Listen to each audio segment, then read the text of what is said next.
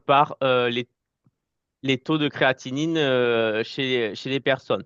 Généralement, les personnes qui sont sportives ont des créates plus élevés et par contre, chez les personnes âgées dénutries, elles ont généralement un taux de créate de base qui est plus faible. Donc, bien sûr, tout cela va induire des modifications et des risques de sur- ou de sous-estimation de la fonction rénale.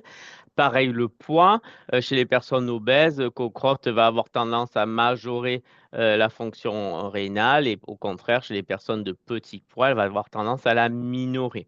Donc, c'est en effet la formule aujourd'hui de la clairance rénale qui est la plus critiquée, hein, puisque c'est celle qui présente le plus de biais. Mais par contre, il faut faire attention, c'est celle pour laquelle tous les anciens médicaments, nos IEC, notre metformine, glycazide et tout autre médicament avant les années, on va dire, avant 2010, où les essais cliniques ont été faits et donc les ABAC d'adaptation de posologie sont souvent faits selon Cocroft.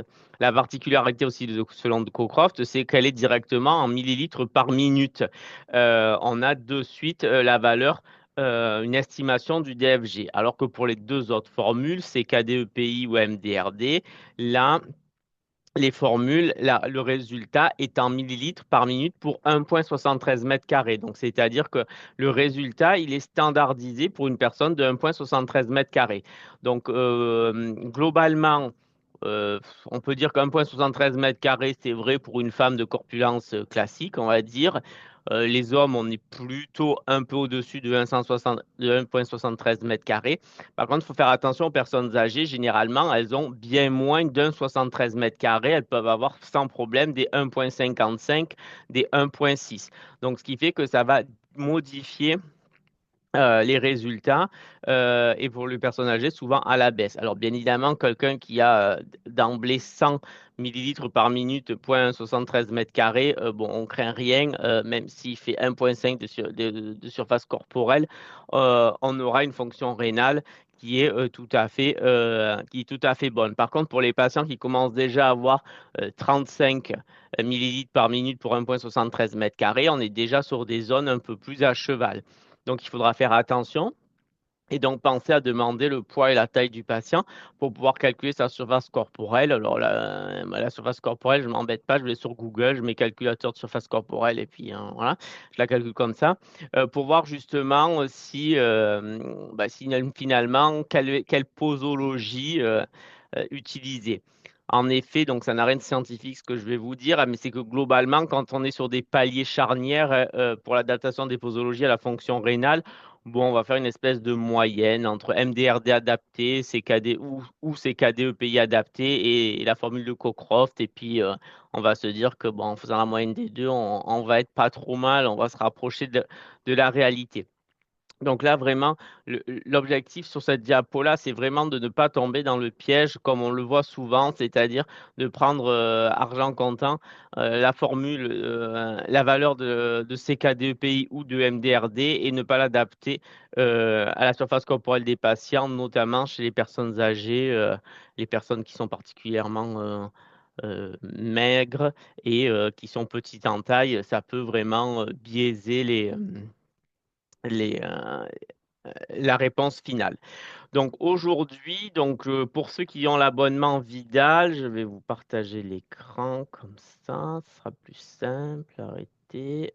Hop, je vais mettre ça. Hop, pour ceux qui ont l'abonnement Vidal, hop. Vous avez aujourd'hui, alors j'espère que c'est pas en maintenance comme vendredi, sinon ben, ce sera une démonstration qui va être un flop total. Hop.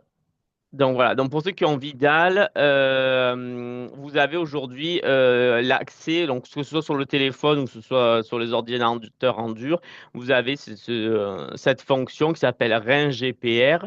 Donc vous cliquez dessus. Donc GPR, c'est un ancien site qui a été fait par des pharmacologues, des internistes et des néphrologues de la PHP et qui a été racheté il y a 2 ans par Vidal. Et ça vous permet ben, finalement, très facilement, de calculer si vous avez la créate, l'âge, le poids et la taille du patient. Donc, je vais mettre n'importe quoi. 78 ans, 125 micros, 52 kilos, 1 mètre 58, c'est une femme, pas afro-américaine. Hop, calculé. Et vous avez directement les valeurs. Quand il y a marqué AMDRD corrigé ou CK2PI corrigé, vous avez directement la valeur adaptée à la surface corporelle. Et donc, ça vous calcule aussi la surface corporelle en même temps qui est pour cette patiente-là de 1,55 mètres carrés. 1,51 mètres carrés, pardon. Et donc ça, c'est intéressant pour justement calculer sa vraie fonction rénale. Et en parallèle, maintenant que vous avez la fonction rénale, on va dire qu'elle a 42, hop, adaptation, vous avez le 42, vous pouvez ici mettre tous vos médicaments, allopurinol, je sais pas, Ezidrex, hein. Et il vous propose automatiquement des adaptations de posologie. Vous voyez, pour les Y, on va dire que c'est pour l'hypertension artérielle. Bon, et il vous dit que ce qui est reconnu pour cette fonction rénale-là, c'est entre 12,5 et 25 mg par mètre carré. Et pour l'allopurinol, pour la fonction rénale à 42, c'est dose maximale initiale 100 mg et on ne pourra pas aller au-delà de 200 mg par 24 heures. Fabienne, s'il y a des questions dans le chat, tu me les dis et vous Oui, pouvez oui, je aussi, t'interrompre, mais là, non, voilà. c'est des gens qui mettent leur adresse mail, t'inquiète Et pas. sinon, vous pouvez sans problème ouvrir le micro et m'interrompre, il y a aucun problème. Donc voilà, donc cet outil GPR, c'est quand même très bien fait. Et en plus, surtout, vous pouvez, si vous voulez savoir, et si vous êtes curieux, vous cliquez souvent sur la fiche GPR et il vous donne les justifications et les références sur lesquelles il se base pour vous proposer la datation de posologie. C'est pas quelque chose qui est mystérieux, tout est justifié. On retrouve facilement la justification. Ce qui est aussi assez intéressant, c'est que vous avez, je ne sais pas si vous avez fait attention, tout supprimer, hein, pardon, hop là. Allez, rappelez-moi ça. Donc, si vous avez des patients dialysés en fonction d'une hémodialyse ou d'une dialyse péritonéale, vous avez aussi les mêmes modules qui vont fonctionner de la même manière. Vous pouvez cliquer sur patient hémodialyse, rentrer vos médicaments et il vous fera des propositions d'adaptation. Pourquoi? Parce qu'il faut faire attention avec l'hémodialyse. Il y a des médicaments qu'il faut prendre les jours de dialyse, certains médicaments juste avant la dialyse, certains médicaments les jours de non-dialyse, certains médicaments après, à la fin de la dialyse. Donc, ça vous permet vraiment d'apporter une réponse concrète aux patients et aux équipes médicales qui auraient besoin de votre aide sur le choix des médicaments et surtout les bons moments de prise pour une efficacité optimale du traitement. Il existe une autre base, parce que je n'ai pas d'action chez GPR, c'est la base Renadaptor. Donc c'est le même principe, c'est au lieu d'être fait par des Parisiens, c'est fait par des Bruxellois, mais c'est le même principe. Vous avez la possibilité de calculer les posologies, d'avoir les médicaments, de connaître les adaptations de médicaments, etc. Bon, la seule différence, c'est que là, c'est sur des bases belges. Mais sinon, c'est le même principe. Vous pouvez vous inscrire, etc. Euh, c'est voilà, c'est les deux outils que je connais et qui sont faits par des professionnels de santé euh, spécialisés dans la fonction rénale, l'adaptation des posologies et autres problématiques en lien avec le rein. Donc voilà. Si vous avez des questions, n'hésitez pas. Sinon, je vais passer à la diapo suivante. Donc, je vous rappelle les différents seuils de maladie rénale. Donc, contrairement à ce que je peux lire dans les copies actuellement, donc au-dessus de 90 millilitres par minute pour 1,73 mètres carrés, on a une fonction rénale qui est normale. Et puis après, vous avez une insuffisance rénale légère jusqu'à 60, modérée jusqu'à 30, sévère jusqu'à 15 et terminale inférieure à 15. Voilà. Tac.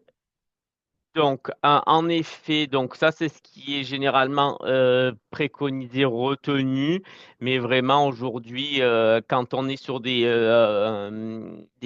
fonctions rénales charnières, sur des paliers de fonction rénale intermédiaire. On fait une moyenne entre CKD-EPI, Cocroft ou MDRD, Cocroft, et on regarde. Parce que le problème, c'est qu'il ne faudrait pas non plus sous-exposer nos patients parce que on aurait choisi on aurait sous-estimer la vraie fonction rénale et donc finalement mettre un palier de dose plus bas que celui que les reins tolèrent réellement.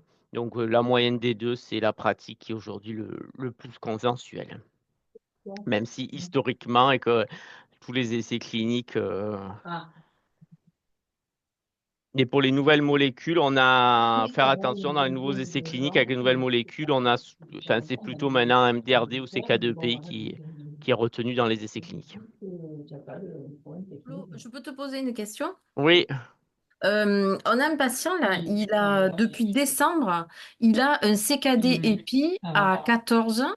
ouais. Après, donc février, il a eu 19 et là, il est à 16. D'accord. Donc, le médecin traitant ne s'est pas affolé, Hmm. mais moi, je voulais savoir là, quelle est la conduite à tenir pour un pharmacien d'officine? Nous, on a déjà envoyé au mois de février, on a conseillé de consulter rapidement quelqu'un parce que ça nous paraissait bas quand même, voilà. Et ça a été une baisse brutale ou ça a été Alors, c'est progressif, c'est ouais. progressif. Alors, ce monsieur, en fait, ce monsieur était parti habiter chez son fils, puis il est revenu, donc on l'a pas eu pendant à peu près 2 ans à la pharmacie. Donc là, il est revenu, c'est quelqu'un qu'on connaît depuis longtemps. Mais là, la fonction rénale, elle a été vraiment altérée. Donc, il était sous Urapidil, sous Burinex. Et donc, quand le médecin de garde l'a vu, il a enlevé tout de suite l'Urapidil. Et là, il est sous Burinex, la tension est correcte, mais tu vois, là, ce matin, il est arrivé, il me montre son résultat d'analyse, il est à 16, et c'est un CKD-EPI, voilà. Donc, en fait, je sais plus trop ce qu'il faut faire, quoi, parce que personne n'a l'air de s'affoler, alors est-ce que moi, je m'inquiète pour rien, je sais pas. Ah ben, là, le problème, c'est qu'il a quoi comme autre traitement? Non, pas rien d'autre. Il a, en cas de poussée d'hypertension, je crois qu'il a du Loxène. Ouais, bon, à libération immédiate? Oui. Ouais, et il est un peu vieux, ce patient? Ah oui, oui, il est âgé quand même, hein. Ouais, bon, Il là, a en fait, là, il y a rien qui va, en fait. Ouais. Parce que surtout, enfin, globalement, non, surtout pas de l'oxène à libération immédiate chez les personnes âgées, il va chuter Oui. hypotension.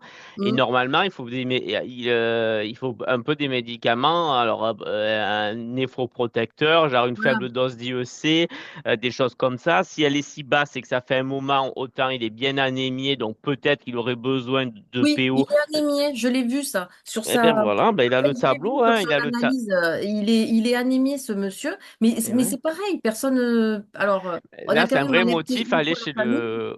Là, pour le coup, alors c'est un vrai motif à aller chez le néphrologue. Ça Et- fait partie des fameux patients qui, dans les campagnes de repérage de l'insuffisance rénale à l'officine, c'est tout à fait ces gens-là qui doivent être adressés aux spécialistes. Et pour le coup, je vois pas trop un spécialiste dire non, hein, parce que là, à des fonctions rénales aussi basses, on est presque à des stades potentiellement pré-dialyse, hein. C'est ça, c'est ça. Et donc, bon, là, je lui ai dit, vous prenez votre analyse cet après-midi, vous allez vous mettre dans la salle d'attente du médecin et vous verrez avec lui. Mais, voilà, je suis un peu, moi, j'ai l'impression que je suis un peu, avec les infirmiers, on est les seuls là, à s'inquiéter.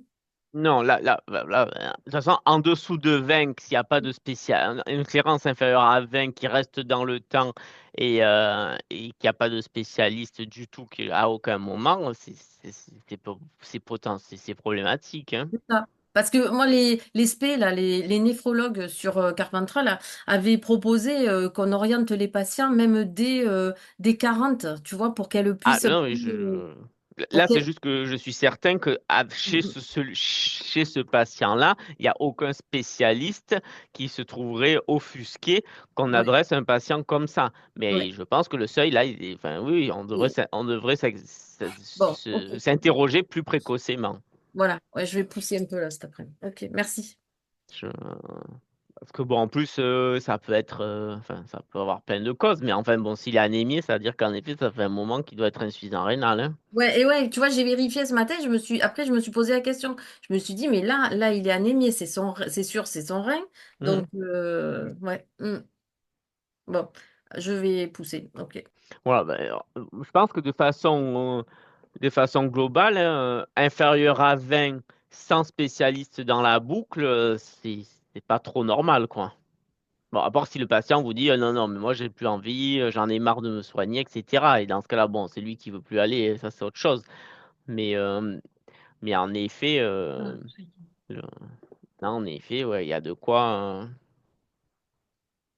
aller chez le néphro, ou alors peut-être si c'est compliqué, trouver un interniste ou un gériatre, mais enfin voilà, aller chez le spé, quoi. Ok. Donc justement, ben, voilà, là l'histoire c'est de faire la transition entre maladie rénale et problématiques qu'on peut également retrouver sur le bilan biologique.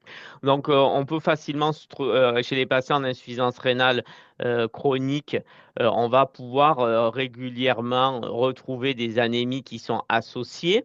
Donc, bon, les chiffres, je les ai arrondis pour dire homme-femme, hein. Les hommes, c'est plutôt 13 que 12. Mais bon, globalement, il y a trois grands paliers. Il y a le 10-12, le 8-10 et l'inférieur à 8. Bon, l'inférieur à 8 étant rien une cible à vouloir atteindre, hein. Au contraire, c'est le seuil qu'on ne veut surtout pas atteindre puisque c'est le seuil pour lequel il va falloir transfuser. Donc, l'objectif étant bien évidemment de limiter le recours à la transfusion. Donc, de façon très schématique, quand on a une anémie qui vient d'apparaître au bilan biologique, ben, on va falloir l'investiguer. Donc, un bilan d'anémie, ça comprend toujours un bilan martial, donc ferritine, transférine, coefficient de saturation, coefficient de fixation de la transférine associé. Une CRP, parce que l'inflammation, vous savez que ça va influencer les paramètres du bilan biologique et notamment de la ferritine. On peut avoir des ferritinémies très élevées dans des gros syndromes inflammatoires. Et on va également faire un dosage de la vitamine B9 et de la vitamine B12 pour justement s'assurer qu'il n'y ait pas de carence en B9 ou en B12 associée à cette anémie. Généralement, B9, B12, on aura plutôt des gros globules rouges, donc on aura un VGM au-dessus de 100 femtolitres, alors que quand c'est une anémie par carence martiale, par déficit en fer, c'est plutôt un VGM inférieur à 80 femtolitres que l'on va observer sur la NFS. Bon, globalement, jusqu'à 10 grammes d'hémoglobine, on a très peu de répercussions symptomatiques. À partir entre 8 et 10, on commence à avoir de la fatigue, de la pâleur, de l'asthénie et un peu et de la tachycardie compensatoire. Bon, et inférieur à 8, on commence à être vraiment très fatigué. Alors attention, il y a des patients chez qui, avec 6 ou 7 d'hémoglobine, ils vivent très bien leur anémie, mais ça ne veut pas dire qu'il faut les garder avec 6 ou 8. C'est pas parce qu'on vit bien une anémie inférieure à 6 ou 8 grammes par litre qu'on va fermer les yeux et se dire, de toute façon, le patient, il a un âge canonique, donc bon, on regarde son âge, il va garder son anémie, quoi. C'est pas du tout ça. Une personne âgée doit être traitée pour son anémie de la même manière qu'un adulte moins âgé. On fait également le taux de réticulocytes pour savoir si c'est arégénératif ou régénératif. Ça permet d'avoir une idée sur également si c'est plutôt un mécanisme central. Quand c'est arégénératif, c'est plutôt d'origine centrale. Et quand c'est régénératif, c'est plutôt une anémie d'origine périphérique. Donc ça, je vous laisserai la diapo, c'est juste pour un peu avoir les idées, vous synthétiser ce que je viens de vous dire et puis et puis pour avoir une idée de comment on interprète les premières lignes d'un bilan biologique. Donc vous l'avez vu, hein, donc le VGM, donc quand c'est inférieur à 80, c'est microcytaire, quand c'est supérieur à 100, c'est macrocytaire. Quand c'est microcytaire, on pense à la ferritine et au bilan inflammatoire pour justement être capable d'étiqueter l'hémoglobine. Si la CRP est faible et ferritine basse, c'est plutôt une anémie par carence martiale. Si on a la CRP qui est élevée et la ferritine un peu augmentée, c'est qu'on a un syndrome inflammatoire et donc on a plutôt une anémie inflammatoire. Il existe des anémies mixtes où on a à la fois une anémie fériprive et associée à un syndrome inflammatoire. Quand c'est macrocytaire, je vous l'ai dit, B9, B12, et en fonction des résultats, ben, on fera une supplémentation en soit en B9, soit en B12, soit en les deux, en fonction des résultats. Et quand le nombre de réticulocytes est inférieur à la normale, on dit qu'elle est arégénérative. Donc, ça peut être dû dans un contexte de cirrhose et également dans un contexte de carence en fer ou en vitamines. Euh, et quand c'est régénératif, c'est plutôt soit une origine hémorragique, soit une hémolyse, par exemple une anémie hémolytique, destruction des globules rouges de façon euh, auto-immune. Donc voilà. Un régénératif, on peut aussi avoir une origine toxique. C'est un médicament qui a provoqué une aplasie médulaire. Voilà, mais vraiment l'idée, enfin tout ce qui est aplasie, tout ce qui est hémopathie, c'est pas du tout l'idée là de pousser les choses sur le bilan biologique. Là, c'est plutôt nous, les patients, qu'on voit arriver chez nous et quand on sort un an d'historique d'hémoglobine, on voit tous les trimestres perdre un point d'hémoglobine et en fait, on arrive à 9 grammes d'hémoglobine et personne n'a rien fait entre-temps. C'est plus ça l'idée. Et bien évidemment, s'assurer des dosages en vitamine B12 et en B9 quand le VGM est élevé. Puis c'est des pathologies que l'on retrouve fréquemment, notamment chez la personne âgée. Ça peut être aussi dû, par exemple, les patients qui sont au long cours sous Bactrim et pour lesquels il n'y a pas de folate associé. Pareil, méthotrexate en l'absence de folate, on expose les patients à des anémies par carence en vitamine B9. Les IPP au long cours réduisent l'absorption de la vitamine B9 et de la vitamine B12, donc peuvent être aussi des facteurs d'anémie quand ils prennent des IPP depuis des décennies, surtout quand c'est sans indication. Donc le PO. Donc le PO, vous en avez différentes sortes, certaines une fois par semaine, d'autres 3 fois par semaine. Globalement, l'objectif en EPO, c'est d'avoir une hémoglobine au-dessus de, au-dessus de 10 en général, aux alentours de 11-12. C'est un peu les objectifs qu'on essaye d'avoir en hémoglobine quand les patients sont sous EPO. On ne vise pas des taux supérieurs à 12 grammes. Il y a un guide de la chaise qui a été fait justement sur EPO et, euh, et insuffisance rénale, c'est la diapo d'après. Juste avant, voilà, donc l'EPO généralement, c'est chez les patients qui ont entre 8 et 10 d'hémoglobine et qu'on va essayer de faire passer au-delà de 10. Aussi, chose très importante, hein, vous savez, il est important d'avoir les réserves en fer avant toute administration de EPO, puisque synthétiser des globules rouges sans fer, c'est impossible. Donc, il faut absolument, les patients qui ont une anémie fériprie, il faut d'abord faire la recharge en fer avant de débarrer le l'EPO, parce que vous pouvez donner tout l'EPO du monde que vous voulez. S'il n'y a plus de fer, il n'y aura pas d'augmentation du nombre de globules rouges. Et l'objectif de l'EPO, c'est d'éviter d'être obligé de transfuser les patients euh, et donc d'éviter d'arriver en dessous de 8 grammes par litre. Donc ça, c'est le fameux guide de qu'est-ce que je gère, dans quel cas j'utilise les EPO. Donc les EPO dans l'insuffisance rénale chronique, c'est quand j'ai une hémoglobine inférieure à 10. Le but est d'arriver au-delà de 10 sans jamais dépasser 12. Et ce qu'il faut aussi avoir en tête, c'est que bien évidemment, il faut que l'anémie soit accompagnée de symptomatologie gênante. Les anémies chez les insuffisants rénales chroniques, si elles ne sont pas symptomatiques, le PO n'est pas indiqué. C'est vraiment sur les anémies symptomatiques qu'on va mettre en place une supplémentation par EPO. Est-ce qu'il y a des questions sur les globules rouges et l'anémie?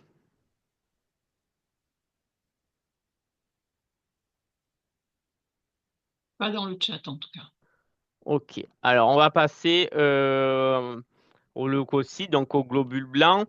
Donc, bien évidemment, les globules blancs, vous le savez, c'est les défenses immunitaires. Et donc là, la première chose qu'il faut poser comme question à un patient dans tout contexte, mais surtout s'il est sous anticancéreux, c'est si vous avez au bilan biologique des globules blancs inférieurs à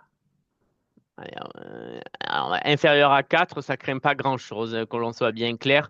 On peut dire inférieur à 2, euh, voire même inférieur à 1, c'est est-ce qu'il y a de la fièvre associée? Tout patient neutropénique avec de la fièvre sont des patients à haut risque et donc sont des urgences à gérer. Parce que on a un risque béniant de septicémie, de dissémination de l'infection. Donc ça, c'est la première chose à avoir en tête, c'est globules blancs inférieurs à 2 et surtout inférieurs à 1, et les neutrophiles, donc les PNN, PNN inférieur à 1 et encore plus si c'est inférieur à 0,5, on recherche une fièvre. Euh, Après, l'autre paramètre que l'on va regarder, c'est est-ce que c'est une atteinte isolée?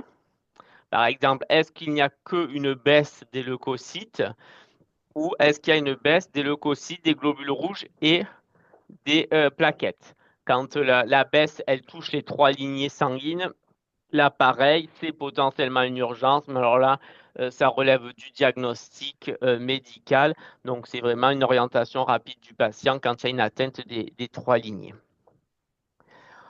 Euh, pour ce qui est des plaquettes, donc les plaquettes, globalement, euh, tant qu'elles sont supérieures à 100, on craint rien du tout. Entre 50 et 100, on craint pas grand-chose. Entre 20 et 50, ça commence à sentir le risque de saignement, notamment si la personne elle chute. Inférieur à 20, on s'affole parce que à partir de 20, ça peut saigner dans la tête. En dessous de 20 gigalitres et donc c'est pour ça que sur les plaquettes, on a quand même un niveau avant qu'il y ait des risques pour le patient assez important, hein, on va dire que jusqu'à 50, on ne s'affole pas. En dessous jusqu'à 100, bon, on peut simplement surveiller. De 50, enfin entre 50 et 100, on peut dire aux patients de quand même aller consulter chez le médecin, surtout si on est plutôt sur une phase descendante des plaquettes. Attention également si le patient est sous HBPM en même temps. Donc là, surtout si les HBPM viennent juste d'être initiés, pardon, ça pourrait être une thrombopénie induite par les héparines, la fameuse TIH, une sorte d'allergie à l'héparine. Donc ça, en effet, attention. Mais si c'est quelqu'un qui a des taux de plaquettes qui sont toujours aux alentours de 80-100, bon, il y a peu de risques pour lui. Par contre, voilà, inférieur à 50, c'est consulte chez le médecin et inférieur à 20, c'est urgence, on y va, quoi. Là, ça peut saigner dans la tête. Voilà, j'ai pas spécialement d'autres critères. Après, en effet, si sur le bilan biologique, il y a beaucoup de blasts, ben, forcément, ça oriente plutôt vers un processus malin, vers une hémopathie. Mais là, c'est pareil, c'est pas du tout du ressort du pharmacien, c'est du ressort purement médical et du diagnostic.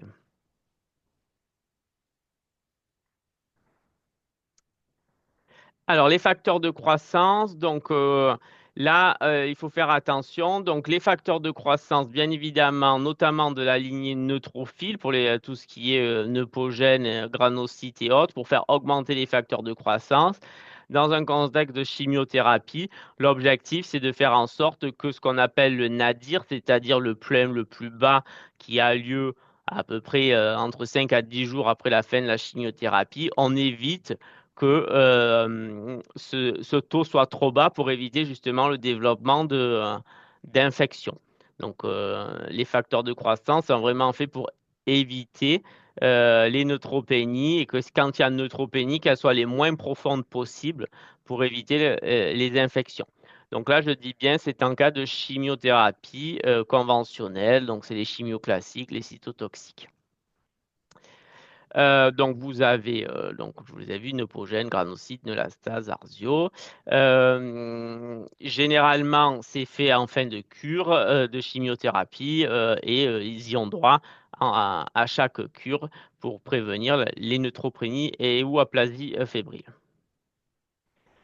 Particularité, vos patients qui sont sous inhibiteurs de CDK4/6, palbociclib, ribociclib, enfin alors c'est Ibrance, Verzenio, Kisqali, après les inhibiteurs de PARP, type Lynparza, euh, le niraparib, je ne sais plus son nom, rucaparib, Rubraca, et le talazoparib, je ne sais plus son nom de commercialisation. Ces thérapies ciblées-là, on n'administre jamais de facteur de croissance de la lignée neutrophile pour faire augmenter les blancs. Ça ne sert à rien. C'est le médicament qui bloque la prolifération des neutrophiles. Donc, le seul moyen pour faire que les neutrophiles remontent, c'est suspendre le traitement pendant une semaine. Hop, les neutrophiles vont se remettre à proliférer et on reviendra à des taux normaux.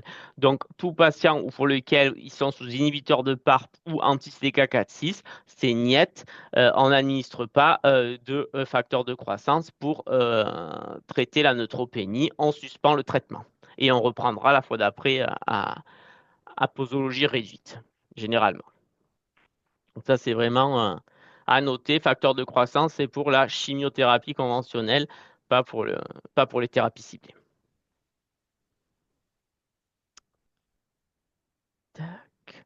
Donc ensuite, vous avez également, vous allez pouvoir voir associer des prescriptions de valacyclovir en préventif. Donc valacyclovir, attention, ça s'adapte à la fonction rénale. Donc pensez bien, quand vous avez du valacyclovir 500 mg une fois par jour, bon, soit c'est le médecin qui est pas très bon, soit c'est parce qu'il y a une insuffisance rénale et c'est pour ça que c'est réduit à une fois par jour. Pareil, le Bactrim, quand il n'y a pas du Bactrim fort prescrit un jour sur trois, ça peut être une raison d'insuffisance rénale ou simplement que le médecin s'est trompé entre Bactrim classique et Bactrim forte. Voilà. Je vous donne juste, pardon, entre deux des nouvelles de Félicia qui me dit qu'elle pourra absolument pas se connecter. Ok, ça Et marche. voilà, et qu'elle te remercie infiniment de ton intervention, du coup, plus longue. Pas de souci. Et, et puis après, voilà, il y aura des antibiothérapies, des fois prophylactiques à plus large spectre, notamment chez les patients greffés, qui pourront être prescrites au regard du risque et de façon personnalisée, on va dire. Le bilan hépatique. Alors, est-ce qu'il y a des questions encore sur l'hématologie? Est-ce que vous avez des questions sur l'hématologie?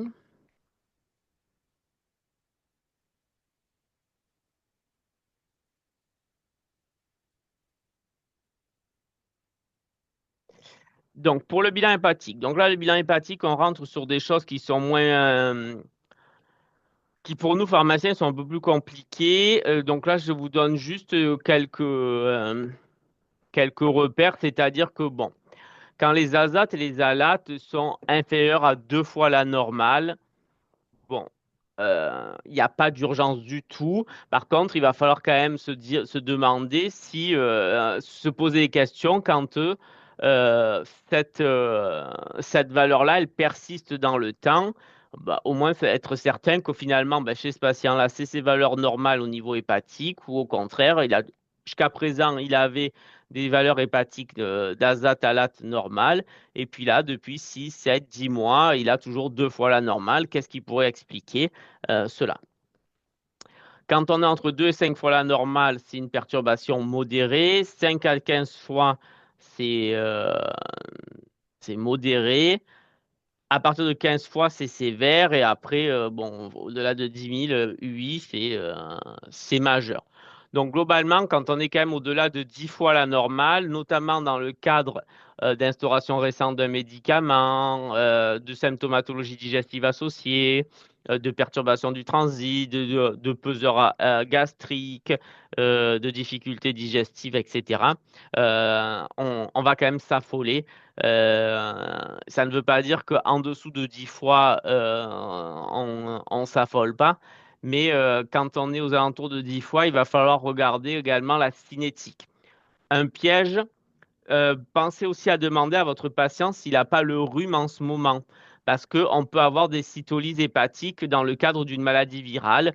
Et des fois, ça vous arrive que ben, finalement, votre patient, il n'a rien du tout. Il a juste une petite virose en période hivernale notamment. Et c'est ça qui est à l'origine de sa cytolyse hépatique.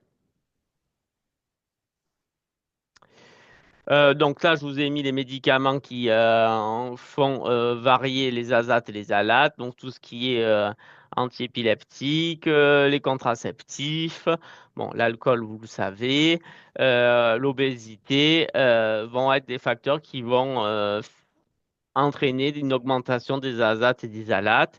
Et vous avez, comme je vous l'ai dit, les maladies virales, bon, les intoxications médicamenteuses, volontaires ou pas, ou simplement les effets indésirables. Vous savez qu'une atteinte hépatique, c'est à peu près un cas sur 100 000 pour les médicaments. Donc, c'est quelque chose que l'on ne détecte jamais dans les essais cliniques comme effet indésirable. Et après, vous avez des maladies euh, des maladies des voies biliaires, des maladies et des atteintes hépatiques secondaires à des maladies auto-immunes. Mais bon, ça, on va dire que si le ressort médical, c'est pas forcément pour nous. Les variations des gamma GT, donc les femmes ont des valeurs inférieures à celles des hommes.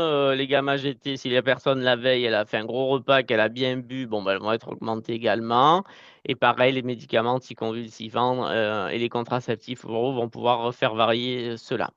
Les variations pathologiques, bon, ben forcément, les alcoolisations aiguës, les tumeurs, une cholestase ou une stéatose hépatique, ça sera des variations pathologiques. Là aussi, il faut de poser des questions. Est-ce qu'il y a des symptômes type démangeaisons, urticaire, en parallèle d'une augmentation des gamma GT?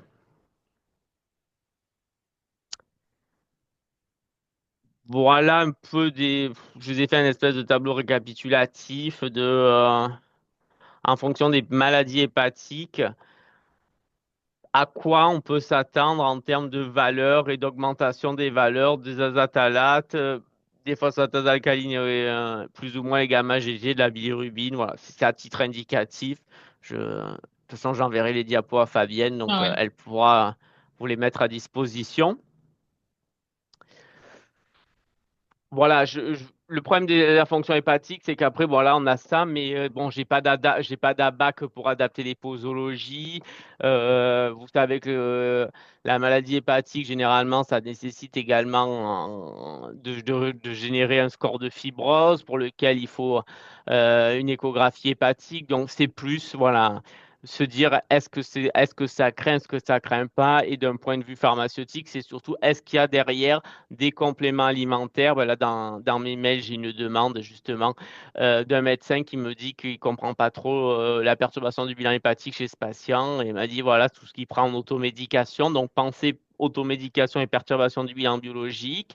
Je ne sais pas si... moi, je suis pas trop branché réseaux sociaux, mais il y a toute une tendance actuelle chez les jeunes à combien je vais pouvoir avaler de paracétamol sans me flinguer le foie en même temps. Donc, c'est à celui qui va en prendre le plus. Et oui, certains n'ont pas les neurones trop en phase. Donc, faites attention. Il y a des alertes de la NSM sur le sujet. Ça fait, si je dis pas de bêtises, la une du Point il y a 3 ou 4 semaines. Ça a été repris dans le Figaro, etc. Donc, c'est vraiment une grosse tendance. Crétine après qui était de celle de faire le signe de Joule avec les doigts, les mettre dans l'alcool et se mettre le feu sur les mains. Ben, nous avons maintenant la tendance, la trend comme ils disent, du paracétamol et comment je ne vais pas me faire péter le foie en avalant tout ce paracétamol-là. Donc voilà. Ensuite, pour les patients diabétiques, donc ça, c'est par rapport à des valeurs chroniques. Donc ça va énormément nous intéresser parce que c'est la patientèle bilan de médication, c'est la patientèle pour lequel vous avez énormément de patients et c'est pas parce que c'est le diabète que c'est bien traité. Bien au contraire, il y a des recommandations qui sont mises à jour tous les 2 ans par la Société francophone de diabétologie, la SFD. Vous avez là la dernière mise à jour. Donc, comme vous pouvez le constater, vous n'avez nulle part écrit alors là, je vous ai mis que celle des vieux, mais vous pouvez enfin, des plus de 75 ans, pardon. Vous pouvez me croire, même pour les moins de 75 ans, il n'est jamais, jamais écrit qu'il faut avoir une HbA, une hémoglobine glyquée inférieure à 6%. La valeur la plus faible, elle est ici. C'est les patientes qui sont enceintes ou qui désirent être enceintes et qui sont diabétiques et pour lesquelles l'objectif en hémoglobine glyquée est inférieur à 6,5%. C'est réellement l'objectif le plus strict, quelle que soit la population aujourd'hui. Et si on s'intéresse à nos personnes de plus de 75 ans, vous voyez, il y a 3 objectifs, 7%, 8% et 9%. Donc, en fait, 7%, c'est papier-mamie qui sont 100% autonomes, qui font du vélo, la natation, bon, enfin, en gros, qui pètent le feu, quoi. 8%, c'est ceux qui vont avoir une atteinte d'organes sévères, par exemple, qui vont très bien, mais qui ont une insuffisance rénale sévère, ou alors qui ont une insuffisance cardiaque. Des patients chez qui on a finalement pas vraiment de pathologie, on va dire, organique, mais qui ont perdu en autonomie, sont par exemple plus capables de gérer leurs papiers, qui sont plus capables qui se font livrer les repas, pas par complaisance, mais réellement par handicap. Ces gens-là, c'est plutôt 8%. Et les patients en EHPAD, globalement, pour les gens qui ont été mis à l'EHPAD parce qu'ils ne sont plus capables de rester chez eux et pas parce qu'on voulait se débarrasser de papa et maman et qui étaient en pleine forme, ces gens-là, eux, c'est plutôt 9% d'hémoglobine glyquée leur objectif et pas du tout 7 ou 8, puisque finalement, une hémoglobine glyquée trop basse, en fonction de l'état physiopathologique, va être plus délétère que bénéfique parce qu'elle va majorer le risque d'hypoglycémie, donc de chute, donc de dégradation de l'état général. De plus, j'en profite pour le dire, à partir de 75 ans, nous ne voulons plus, et pas nous au sens nous pharmaciens, nous au sens spécialiste de la prise en charge du diabète, nous ne voulons plus voir de glinide et de sulfamide hypoglycémien après 75 ans, sauf, comme j'ai tendance à le dire souvent, si vous voulez hériter plus tôt et donc pour se débarrasser d'eux, ce qui est bien évidemment à l'encontre totale des objectifs du serment de Galien. Donc, Daonil, Amarel, Glyclaside et confrères, à 75 ans, on n'en veut plus. Et le nouveau norme, on devrait le voir que dans une seule situation, c'est je suis âgé et je suis en insuffisance rénale sévère et ou terminale. Et là, en effet, je peux le voir, surtout si c'est terminal, parce que c'est l'un des rares médicaments pour lesquels il n'y a pas d'adaptation à la fonction rénale et qui n'est pas contre-indiqué quand on est en insuffisance rénale terminale. Attention, bien évidemment, jamais de la vie on met un sulfamide hypoglycémien et une insuline chez les personnes âgées, à part si on veut leur faire une bonne grosse hypoglycémie, se casser la figure, finir en chirurto, se faire refaire la hanche, le fémur ou le genou suite à la chute. Dans ce cas-là, allez-y, c'est assez efficace. Voilà pour le diabète. Et donc, c'est une hémoglobine glyquée tous les 3 à 6 mois. Tous les 6 mois quand c'est stabilisé, pas tous les 3 mois quand c'est pas encore stabilisé. C'est pas une hémoglobine glyquée tous les 3-4 ans quand j'y pense. Et pareil, chez les patients diabétiques, c'est au moins une fonction rénale par an, une consultation chez le cardiologue par an, une consultation chez l'ophtalmo au début tous les ans et après c'est stabilisé tous les 2 ans. Tout ça, c'est des choses qu'il faut bien rappeler aux patients puisque c'est des choses qu'on a tendance à oublier et que les médecins généralistes ne font pas forcément, voire pas souvent. Et autre situation qu'on rencontre souvent, c'est les TSH. Donc, les patients arrivent avec des TSH à la pharmacie ou chez nous à l'hôpital. Et en fait, on a un bilan des TSH qui soit anormalement élevé, soit anormalement basse. Donc là, globalement, on ne s'affole pas.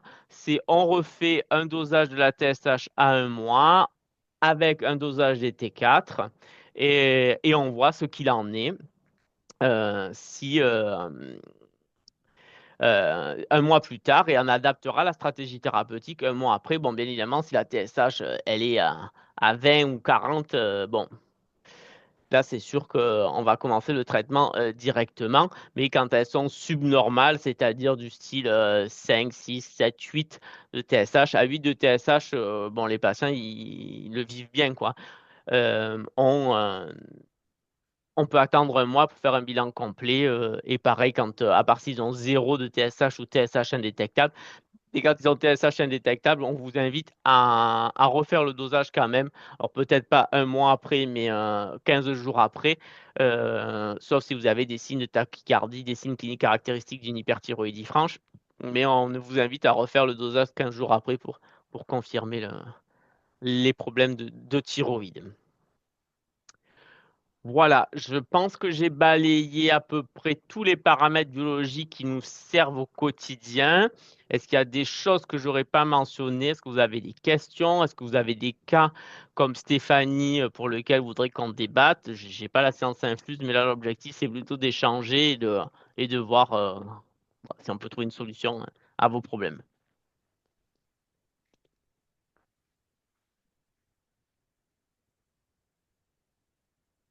Il y a quelqu'un qui met dans Ah, le chat PSA, c'est ça? PSA. Alors PSA, donc excellente question. Donc le PSA. Il y a deux choses qu'il faut avoir en tête. La première chose, c'est que un PSA élevé n'est pas forcément un PSA pathologie, enfin, n'est pas forcément un PSA malin, puisque si vous avez une hypertrophie bénigne de la prostate, vous allez avoir un PSA élevé. Par contre, il faut absolument regarder une chose, c'est la cinétique de temps de doublement. Quelqu'un qui a, par exemple, en 6 mois, a multiplié son PSA par 2 ou plus, du style, il avait 1,5 en novembre 2024. Aujourd'hui, il a 3. Autant vous dire que vous pouvez l'envoyer directos chez l'uro. Ça sent le processus, pour le coup, malin, même si on est en dessous de la valeur normale. C'est vraiment le temps de doublement du PSA qui est le plus important que la valeur brute en soi. Et on sauve des vies, hein, parce qu'un temps de doublement avec un PSA bas veut dire un cancer de la prostate probable, bien probable, précoce, et donc quelque chose qui pourra sans problème être pris en charge simplement un petit coup de radiothérapie ou un petit coup de bistouri, et ça repart sans, sans traitement médicamenteux, sans métastase, ni rien du tout.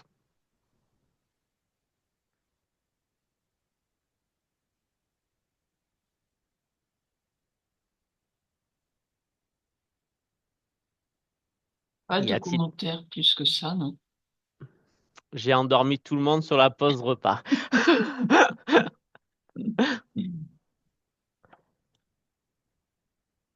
Après, il y a quelqu'un qui demande temps de doublement, vous pouvez redonner les valeurs. Eh ben, en fait, c'est est-ce que par exemple, est-ce que en 6 mois, le taux de PSA a doublé, par exemple, un taux de PSA qui a doublé en l'espace de 6 mois, ça sent pas bon, même si on est en dessous de la valeur normale.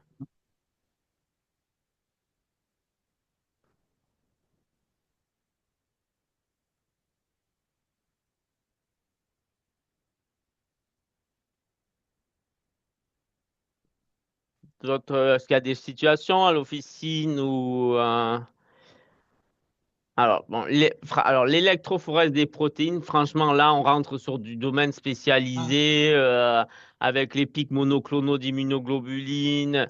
C'est un peu comme les perturbations hématologiques à la hausse ou la bête dans un processus malin. Je attends, je bon un sans diapo, je suis pas capable vraiment de vous faire les choses, et deux vraiment enfin moi c'est pas ah ouais, ok, c'est pas vraiment enfin pour moi c'est pas de notre ressort l'interprétation des électrophorèses des protéines. Après, Et il y en a une général quand autre ouais. question sur après la chirurgie prostate, le contrôle PSA tous les combien? Alors si je dis pas de bêtises, hein, c'est tous les 3 mois la première année, la première ou les 2 premières années de mémoire, et après on espace à tous les 6 mois. Mais je dirais que c'est tous les trimestres pendant les 2 premières années. Et quand Et, faut-il s'inquiéter de la kaliémie? ah, alors, Ça, c'est moi. donc je ne sais pas si tout le monde a remarqué, les valeurs globalement standardisées de calémie ont changé récemment, hein. Maintenant, on est plutôt à 3,5,5 la valeur normale et plus 3,5,4,5. Euh, donc globalement, jusqu'à si vous avez des labos qui ont encore en valeur normale 3,5,4,5, j'ai arrêté le partage. 3, 5, 4, 5. Bon, jusqu'à 5, on fait pas grand-chose, on va être très honnête. Entre 5 et 5 et demi, on va quand même signaler au médecin. Et au-delà de 5 et demi, on va là vraiment lui dire, là, il faut faire quelque chose. Mais globalement, on a reculé le risque à 5 et demi et plus à 5. Je sais que généralement, on a plutôt tendance à dire 5. Et là, j'ai quand même enfin, c'est pas qu'une impression, c'est aujourd'hui, c'est plutôt 5 et demi le seuil d'alerte et plus 5. Et franchement, nous, en dessous de 5, on fait rien. Alors attention, on fait rien. Je suis un peu. On fait rien, notamment s'il n'y a pas des médicaments hyperkaliémiants. Mais c'est-à-dire que si j'ai 4,9 de kaliémie et que je m'avale 3 diffuca par jour, comme on le voit souvent, là, on va lever le pied sur le diffuca, bien évidemment, hein. Mais quelqu'un qui, ben, par exemple, un insuffisant rénal qui a 4,9, je ne suis pas sûr qu'on fasse grand-chose, quoi. Surtout si la fois d'avant, elle était normale. Par contre, en effet, si c'est un patient qui est exposé à des facteurs hyperkaliémiants, ben, on va commencer par réduire les facteurs hyperkaliémiants. On n'attendra pas qu'il nous fasse l'hyperkaliémie franche, quoi. Et hypokaliémie, tu... Alors non, alors là par contre non, On là on s'affole s'excite là, rapidos là. rapidement. Là Eh, dès qu'on est voilà. en dessous, on s'excite parce que là pour le Mhm. coup il y a des risques C'est de ça. troubles du rythme, notamment s'il y a des médicaments qui jouent un peu sur le QT. Alors s'il y a de la C'est ça. digoxine, alors là carrément pas, là carrément c'est l'urgence. Mais Mm. oui là par contre on est beaucoup moins laxiste sur l'hypo que, enfin je sais pas si c'est laxiste, mais enfin en tout cas il faut s'affoler bien plus sur l'hypo que sur l'hyper. D'accord, ok. Mm. Genre à 3,3, on balancera du diffuca hein, pour revenir à 3,5, hein.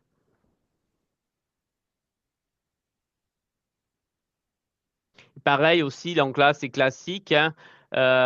Je donne du Diffuca alors que je laisse mon patient sous 25 mg des Hydrex. Bon, voilà, c'est des choses, c'est n'importe quoi, hein. C'est absurde. Et par contre, c'est pareil. Les patients qui ont 40 mg de furosémide, qui n'ont pas de médicaments hyperkaliémiens et qui n'ont pas de Diffuca, bon, là, pour le coup, on risquerait de facilement arriver à l'hypokaliémie, quoi. Et autre situation auxquelles vous pouvez penser, et surtout avec les médecins traitants, leur faire penser, parce que ça, 9 fois sur 10, ils n'y pensent pas, c'est l'hyponatrémie.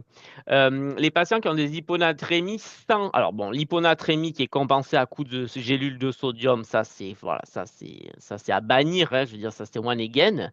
Mais il faut aussi penser à quelque chose, les gens qui ont une hyponatrémie sans diurétique, etc., et qui sont par exemple sous séroplex, citalopram, S-citalopram, ça peut être dû c'est un SIADH dû aux inhibiteurs de la recapture spécifique de la sérotonine. Donc les ISRS font des hyponatrémies par SIADH. Donc ça, il faut penser à dire au médecin, ben ouais, bon, ton hyponatrémie, au lieu de ne pas la regarder alors qu'elle est présente sur le bilan depuis 6 ou 9 mois, ben, elle fait un bilan de SIADH au laboratoire et peut-être que, je dis pas que c'est sûr que ça va être ça, mais peut-être que c'est ton antidépresseur qui est à l'origine de cette hyponatrémie. Et sinon, de toute façon, l'hyponatrémie, s'il n'y a pas de médicament, ça peut être lié à un problème hypophysaire, c'est ça? Hypothalamique. Oui, oui, ou un problème rénal. D'accord, ok. Est-ce que l'on peut donner Hydratis pour déshydrater sous diffus? Alors, est-ce qu'on peut redonner? Alors, la question, c'est toujours pareil, c'est-à-dire que est-ce qu'on a éliminé tous les facteurs de déshydratation? Moi, supplémenter, c'est pas un problème, hein, mais d'accord, mais d'abord, il faut s'assurer qu'on a éliminé, ou en tout cas, les facteurs qu'on a laissés. on les a laissés volontairement parce que la balance bénéfice-risque est en faveur du bénéfice. Alors, l'antidépresseur, ben, par exemple, les mixtes, la mirtazapine, la mianzérine, sont des médicaments qui provoquent beaucoup moins de SIADH. Et si je dis pas de bêtises, la venlafaxine non plus, c'est pas vraiment décrit comme, c'est surtout décrit avec fluoxétine, fluvoxamine, paroxétine, escitalopram, citalopram. Par rapport au problème de l'hydratation, là, c'est par exemple la personne âgée qui ne boit pas suffisamment. Est-ce qu'on peut donner Hydratis? Bon, après, oui, oui, enfin, moi, j'ai pas spécialement de problème là-dessus. Mais voilà, vu que ça a l'air de compte, je connais pas ce produit, mais vu qu'il a l'air d'avoir beaucoup de potassium, on va peut-être faire un peu un suivi de la kaliémie de temps en temps pour pas qu'il se mette en hyperkaliémie, surtout s'il y a un peu des facteurs. Alors, IPP et hyponatrémie. Alors, de tête, j'ai hypomagnésémie, hypocalcémie, B9, B12. J'ai pas hyponatrémie, mais je mettrai pas ma main à couper. Mais calcémie, magnésémie, B9, B12, ça c'est sûr. Mais je dirais que plutôt que non pour hyponatrémie et IPP, mais à confirmer.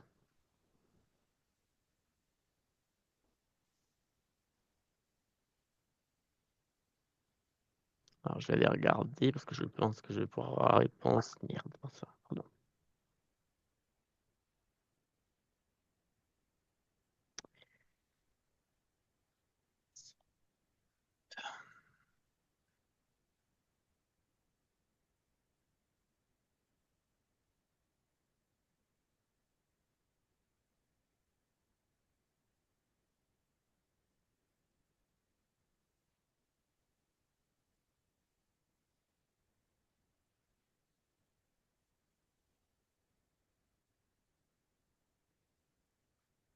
Hop.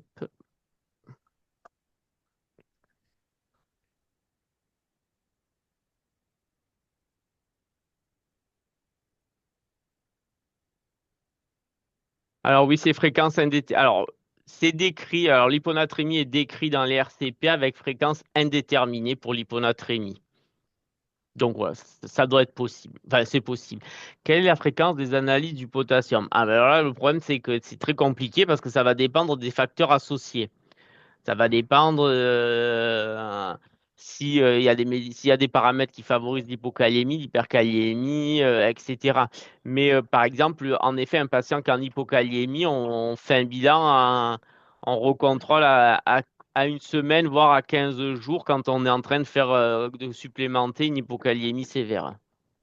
Ça peut être toutes les semaines, comme ça peut être espacé à plus. Ça va dépendre un peu de la recharge potassique qui est faite ou au contraire de la kaliémie, de la dose de kaïexalate ou autre sel pour compenser une hyperkaliémie. Mais oui, une semaine ou un par semaine, un tous les 15 jours, c'est possible, notamment au début, quoi, jusqu'à normalisation.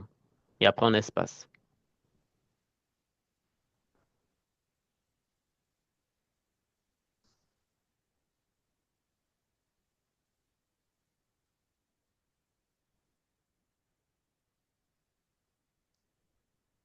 Ce que vous pouvez faire aussi, c'est envoyer à Fabienne des idées de thèmes que vous voudrez qu'on fasse et qu'on aborde pour les prochaines fois.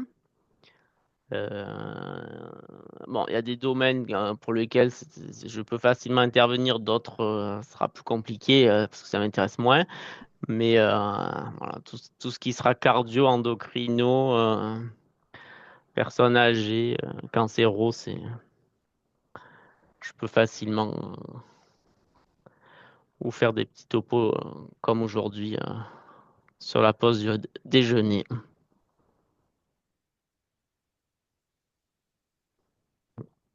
Je sais pas si vous avez des questions, vous n'hésitez pas. Sinon, ben, on va attaquer la deuxième partie de la journée.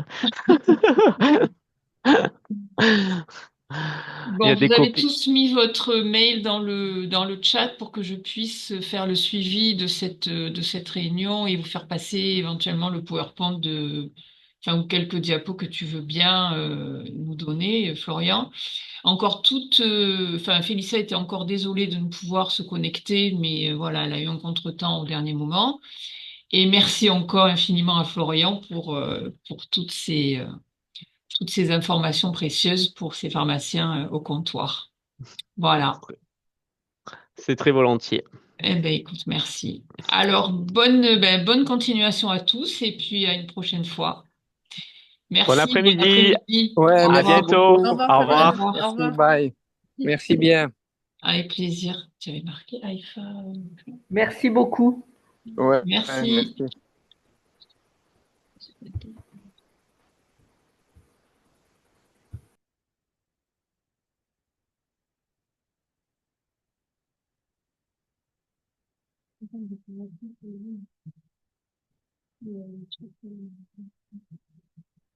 C'est bien. Au revoir. Allez, on coupe.